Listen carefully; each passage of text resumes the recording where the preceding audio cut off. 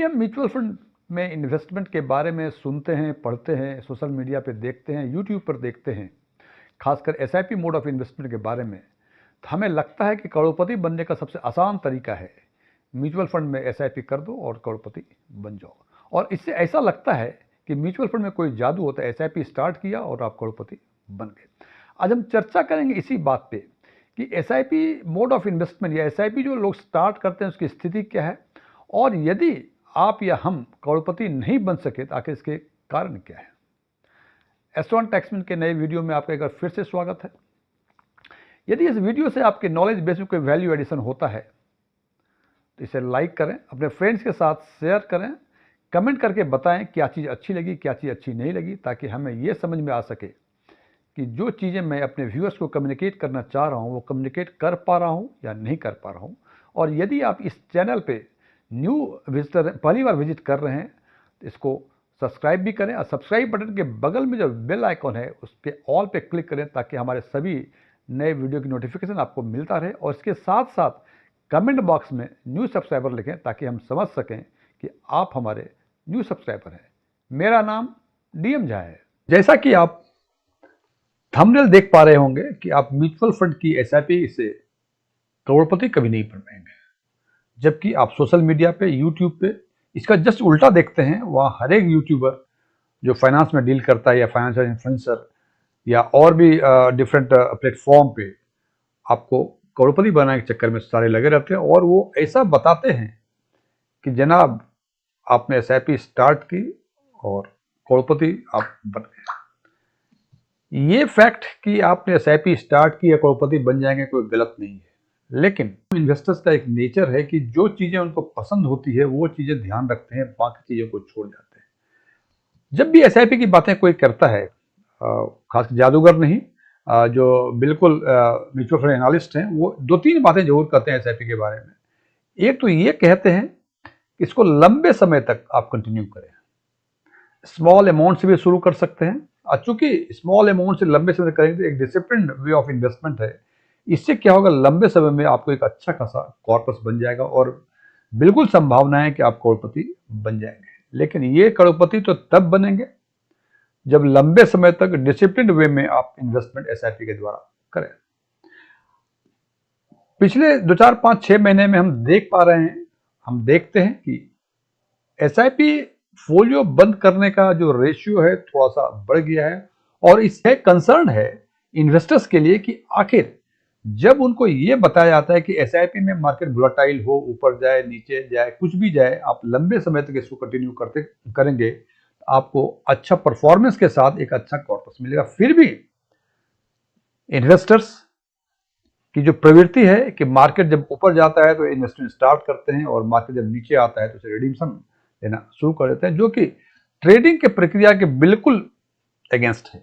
Normal course में trading में हम सस्ता खरीदते हैं, महंगा बेचते हैं, लेकिन इन्वेस्टमेंट में, म्यूचुअल फंड इन्वेस्टमेंट या स्टॉक मार्केट में हम जब मार्केट ऊपर रहता है तो इन्वेस्ट करते हैं, और जब मार्केट नीचे जाता है तो हम उसको एग्जिट करते हैं। तो सबसे पहले हम चर्चा करते हैं कि पिछले कुछ वर्षों में, कुछ महीनों में एसआईपी स्टॉपेज का क्या स्टेटस था। या एसआईपी स्टॉपेज की बातें करते हैं तो एसआईपी स्टॉपेज होने के दो ही कारण हो सकते हैं। एक तो एसआईपी का टेन्योर उस पीरियड में बंद हो गया हो, और दूसरा कारण कि एसआईपी का टेन्योर तो खत्म नहीं हुआ है, लेकिन मार्केट के वोलेटिलिटी के चलते आपने एसआईपी बीच में ही छोड़ दी। तो सबसे पहले हम बात करते हैं कि एसआईपी स्टॉपेज का रेशियो पिछले कुछ महीनों, कुछ सालों में क्या थी। यहां हम देखते हैं कि एसआईपी स्टॉपेज रेशियो 19-20 में 57.84% था। इसको सिंप्लीफाई करें यदि हम, कि स्टॉपेज रेशियो क्या हुआ कि यदि 1 लाख नए रजिस्ट्रेशन हुए एसआईपी के 19-20 में, तो उसमें से 57,840 एसआईपी बंद हो गई थी। ये बंद या तो टेन्योर पूरा होने के चलते या डिस्कन्टिन्यू होने के चलते। और इसी को हम एसआईपी स्टॉपेज बोलते हैं। तो 19-20 में ये 57.84% था, 20-21 में 60.88% था, 21-22 में ये 41.74% था, 22-23 में ये 56.94% था, 23-24 में 52.41 था, और 24-25 जो पिछले 8 महीने का है, अप्रैल से लेकर नवंबर तक का, इसमें 62.25% एसआईपी बंद हो चुके हैं। अब जनाब ये फिगर से देख के लगता है कि 21-22 में केवल 50% से नीचे, बाकी हर एक पिछले 6 साल में 5 साल जो है वो 50% से ऊपर का एसआईपी बंद हुआ। मतलब 100 एसआईपी यदि रजिस्टर्ड होती है तो 50 से अधिक एसआईपी बंद होती है कोई पर्टिकुलर पीरियड में। और 24-25 में पिछले 6 साल का हाईएस्ट है 62.25 और आगे 4 महीने बचे हुए हैं। हो सकता है ये फिगर चेंज करे, या तो कम हो या अधिक हो। तो इन फोलियो के स्टॉपेज के हिसाब से हमें लगता है कि स्थिति काफी भयावह है। अब बात करते हैं कि इसी पीरियड में हम देखें कि एसआईपी में ग्रॉस इनफ्लो कितना हुआ। तो जनाब 19-20 में ये 1 लाख करोड़ हुआ था, 20-21 में 96,000 करोड़ के आसपास था, 21-22 में 1 लाख 1 करोड़ 24 लाख के आसपास अमाउंट ग्रॉस इनफ्लो हुए थे। 22-23 में ये अमाउंट था 1,56,000 करोड़, 23-24 में ये 1,99,000 करोड़ और 24-25 जो पिछले 8 महीने का फिगर है ये 2 crore 77 lakh gross inflow SIP में हुई है। अब यदि कंपैरिजन करें पिछले वर्ष के तुलना की ग्रोथ कितना हुआ, तो 19-20 में ग्रोथ था 7.96%, 20-21 में ये निगेटिव ग्रोथ था, बिकॉज देखा आपने कि 1 लाख करोड़ से ये 96,000 के आसपास आ गया था। 21-22 में ये ग्रोथ 29.65% था, 22-23 में ये 25.21% था, 23-24 में ये ग्रोथ 27.73% था और 24-25 में पिछले 8 महीने का ग्रोथ जो है ये 39.97 यानी 40% के आसपास 8 महीने का ग्रोथ हो गया, जबकि 4 महीने अभी इस फाइनेंशियल ईयर को बंद होने में अभी भी बचे हुए हैं। यदि इन फिगर को देखें, हमें लगता है केवल 20-21 को छोड़ के और 19-20 को छोड़, 19-20 में सिंगल डिजिट में ग्रोथ था, 20-21 में नेगेटिव ग्रोथ था और उसके बाद जो ग्रोथ था किसी में 25% से अधिक ग्रोथ का नहीं था। और यदि 24-25 को कंपेयर करें 23-24 के हिसाब से तो 40% के आसपास ग्रोथ हो गया है। इसका मतलब 2 चीजें समझ में आ रही हैं मुझे। जो फोलियो का स्टॉपेज है वो ये तो थोड़ा सा बड़ा है, लेकिन जो रिमेनिंग फोलियो बच गए, जो नेट फोलियो थे, उसमें जो टिकट साइज था वो काफी अधिक था। क्योंकि आप देखें कि 24-25 में 62% के आसपास फोलियो बंद हुए थे, जबकि ग्रोथ जो है 39.97 2,70,000 करोड़ का एनुअल एसआईपी 8 महीने का आया है। आने वाले दिनों में ये शायद 50% हो जाए, 40 या 45% हो जाए।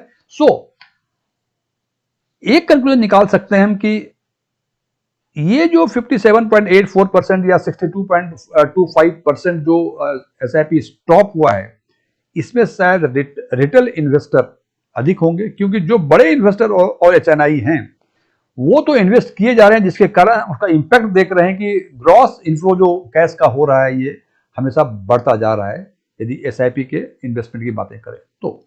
अब हम चर्चा करते हैं, ये हमने पिछले 6 साल का देखा कितने फोलियो स्टॉप हुए और उसमें ग्रॉस एनुअल एसआईपी का अमाउंट कितना आया और उसमें कितना ग्रोथ हुआ। करते पिछले 8 महीने में स्टॉपेज और ग्रोथ की क्या कहानी थी। और इसके पहले एक चीज बता दूं कि फाइनेंशियल ईयर 24-25 में जो एवरेज ग्रॉस एनुअल एसआईपी में इनफ्लो था वो 23,071 करोड़ पर मंथ के हिसाब से था, यानी 23,071 करोड़ एवरेज हर महीने gross SIP monthly SIP inflow हो रही थी। और इस हिसाब से हम देखते हैं कि अप्रैल महीने में 52.52.24% एसआईपी बंद हुई थी, मई में 88.38, it is highest in the so many years, क्योंकि हम यदि एनुअल में भी देखें तो हाईएस्ट गया 24-25 में 62% और मंथली में भी देखें तो इससे अधिक कभी नहीं गया। तो मई 2024 में सबसे अधिक एसआईपी बंद हुई थी। जून में 58.68%, जुलाई में 51.4%, अगस्त में 57.14%, सितंबर 60.72%, अक्टूबर 60.91% और नवंबर में 79.12%। ये नंबर ऑफ फोलियो को स्टॉपेज का परसेंट के हिसाब से। और यदि ग्रॉस फ्लो की यदि बातें करें तो हमने अप्रैल में देखा कि 20,371 करोड़, मई में 20,904 करोड़, जून में 21,262 करोड़, जुलाई में 23,332 करोड़, अगस्त में 23,547, सितंबर में 24,509, अक्टूबर में 25,323 और नवंबर में 25,320। अब यदि हम ग्रोथ की बातें करें तो हमने देखा कि अप्रैल से मई में 2.62, मई से जून में 1.71, जून से जुलाई में 9.74, जून से जुलाई में 9.74, ये हाईएस्ट है पिछले 8 महीने का यदि कंपेयर करें तो। अगस्त में 0.92, सितंबर में 4.09, अक्टूबर में 3.32 और नवंबर में इट इज नेगेटिव या ऑलमोस्ट कर दें बराबर, कोई there is no growth. Because amount wise देखते हैं 25,323 से 25,320 मीन 3 करोड़ के आसपास एनुअल जो ग्रॉस एसआईपी है इसमें कम इनफ्लो है। अब यदि पिछले 6 साल का और पिछले 8 महीने का यदि एसआईपी फ्लो, एसआईपी के अमाउंट की फ्लो की बातें करें, नेट फ्लो, ग्रॉस इनफ्लो की बातें करें, तो हम देखते हैं ग्रोथ वाइज जो है यहां सबसे कम 2021 में -3.99% के आसपास में, 4%, -4% के आसपास था, और 19-20 में ये 7.96% था, बाकी सब 25% से ऊपर था। जबकि पिछले 8 महीने का ग्रोथ जो है एनुअल, ये एनुअल ग्रोथ जनाब सबसे हाईएस्ट 4.09% ये अगस्त से सितंबर में था, और सबसे कम जो है अभी अक्टूबर से नवंबर महीने हुआ। लेकिन फिर भी जो हाईएस्ट 9.74% था, ये भी बाकी 4 साल का 21 से लेके 24-25 तक का जो ग्रोथ था उससे काफी कम ग्रोथ है। तो इससे ये बात तो समझ में आ ही रही है कि जो स्टॉपेज का रेशियो है वो भी काफी बढ़ा है। बिकॉज यहां देखें 52.24, 88, 57, 60, 60, यहां जब देखें कि 60 के ऊपर एक ही बार क्रॉस हुआ था 20-21 में और 24-25 में, जबकि यहां 60 के ऊपर सितंबर, अक्टूबर, नवंबर, मई, कई महीने, करीब 4 महीने, 8 महीने में से 4 महीने जो है जो स्टॉपेज है वो मोर देन 60%।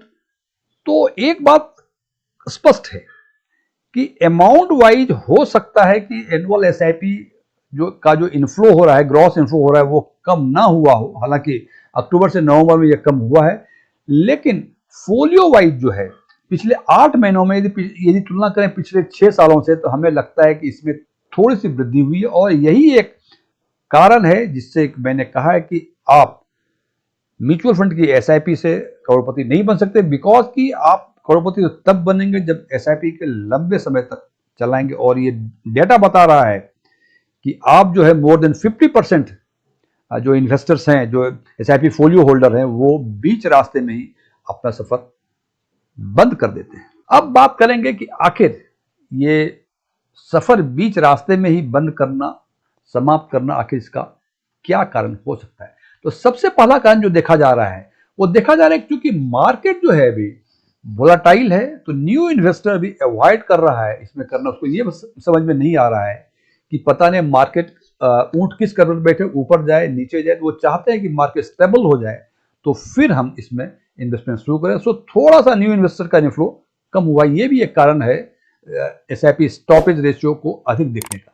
दूसरा है कि चूंकि मार्केट में क्लैरिटी नहीं है, तो जो पुराने इन्वेस्टर हैं वो इंक्रीमेंटल मनी को, या जो पुराने इन्वेस्टर हैं वो नए एसआईपी खोल सकते हैं या उस एसआईपी में टॉप अप कर सकते हैं। इन दोनों ही केस के लिए न्यू इंक्रीमेंटल मनी को वो नहीं चाहते हैं कि इसको हम इन्वेस्ट करें म्यूचुअल फंड में थ्रू एसआईपी, बिकॉज मार्केट में क्लैरिटी नहीं है। एक और कारण हो सकता है जो इंपॉर्टेंट कारण है कि डायरेक्ट प्लान जो भी इन्वेस्टर लेते हैं वो मोस्टली कंप्यूटर से भी होते हैं। वो थ्रू एनी ऐप या थ्रू एनी एएमसी का वेबसाइट या आरटीए के वेबसाइट से परचेस करते हैं। और आप जैसा जानते हैं कि डायरेक्ट प्लान में एडवाइजरी सपोर्ट नहीं होता है। तो चूंकि आपके हाथ में ये व्यवस्था है कि जब चाहें एसआईपी को बंद कर दें, और चूंकि एडवाइजरी सपोर्ट नहीं है, तो जब मार्केट जब बियरिश फेज में जाता है तो उन इन्वेस्टर्स को लगता है कि पता नहीं क्या होगा, बिकॉज उनको एडवाइस करने वाला कोई सपोर्ट नहीं है, तो वो तुरंत आनन फानन में टेक्नोलॉजी का यूज करके एसआईपी को बंद करते हैं। जबकि इसके उल्टा रेगुलर प्लान में हम देखते हैं कि उसमें एडवाइजरी सपोर्ट होता है, और चूंकि एडवाइजरी सपोर्ट होता है तो वो आपको हेल्प करते हैं एसआईपी इन्वेस्टमेंट में, उसके मैनेजमेंट में, और इसमें काफी फ्लेक्सिबिलिटी होती है। सो ये भी देखा जा रहा है कि जो एसआईपी डिसकंटिन्यू हो रही है उसमें डायरेक्ट का नंबर अधिक है, because they have no any advisory support. अगला कारण, नवंबर महीने में एनएफओ की संख्या कम थी। ये भी एक कारण है कि नई एसआईपी नहीं, चूंकि नई एसआईपी नहीं ओपन हुई तो स्टॉपेज रेशियो जो है वो अपने आप अधिक दिखने लगा। जनाब, पिछले 8 महीनों में कुछ पॉलिटिकल इवेंट्स हुए हैं, कुछ नेशनल कुछ इंटरनेशनल। जैसे नेशनल में बातें करें तो मई में इलेक्शंस थे, पार्लियामेंट्री इलेक्शंस, और मई में देखा कि सबसे अधिक 80% के आसपास जो था एसआईपी स्टॉपेज रेशियो था। मतलब बहुत लोगों को लगा था कि पता नहीं क्या होगा। फिर नवंबर महीने में यूएस का इलेक्शन था। ये सारे पॉलिटिकल इवेंट्स के चलते भी इन्वेस्टर्स के मन में बहुत सारी बातें हैं और वो एवॉइड कर रहे हैं म्यूचुअल फंड इन्वेस्टमेंट में इंटर करने के लिए। और एक और मुख्य कारण कि अभी हालांकि मार्केट वोलाटाइल है, लेकिन फिर भी जो निफ्टी और सेंसेक्स का लेवल है ये कंपैरेटिवली काफी ऊंचा देखा जा रहा है। और जैसा कि हमें लगता है कि जब मार्केट ऊंचा है तो हम मार्केट को गिरने का इंतजार करते हैं, लेकिन जनाब आप जानते हैं कि मार्केट को टाइम नहीं कर सकते यार। हमें लगता है मार्केट ऊंचा है, नीचे अब नीचा जाएगा फिर इन्वेस्ट करूंगा, क्या पता वो और ऊंचा ही चला जाए। तो ये भी एक कारण है कि नए इन्वेस्टर्स इसमें इंटर करने से परहेज कर रहे हैं। तो फ्रेंड्स, यहाँ 2 बातें की हमने कि आप करोड़पति क्यों नहीं बन पाएंगे, तो कारण दिखा कि एसआईपी का सफर बीच रास्ते में ही आप समाप्त कर देते हैं, और वो एसआईपी के सफर बीच रास्ते में क्यों समाप्त करते हैं इसके भी कई सारे कारण हमने दिखाए। और हमें लगता है कि यदि एसआईपी आप लंबे समय तक कंटिन्यू करें, इग्नोरिंग दीज फैक्ट्स कि इंक्रीमेंटल एसआईपी नहीं करना है, डायरेक्ट वाला है, रेगुलर वाला है, या मार्केट ऊपर गया मार्केट नीचे गया। जनाब एसआईपी जब करते हैं तो उसमें बताया जाता है इसमें कि कॉस्ट एवरेजिंग सबसे बड़ा एडवांटेज है इसमें। कॉस्ट एवरेजिंग तब होगी जब लंबे समय में मार्केट ऊपर जाएगा नीचे जाएगा, अदरवाइज यदि अपवर्ड या डाउनवर्ड जाए तो कॉस्ट एवरेजिंग नहीं हो पाएगी। तो जनाब यदि चाहते हैं आप एसआईपी के थ्रू करोड़पति बनना, किसी भी परिस्थिति में एसआईपी को बंद ना करें, उसको अंतिम मुकाम तक पहुंचाएं, तो निश्चित रूप से आपके करोड़पति बनने की संभावनाएं पूरी है। Thank you.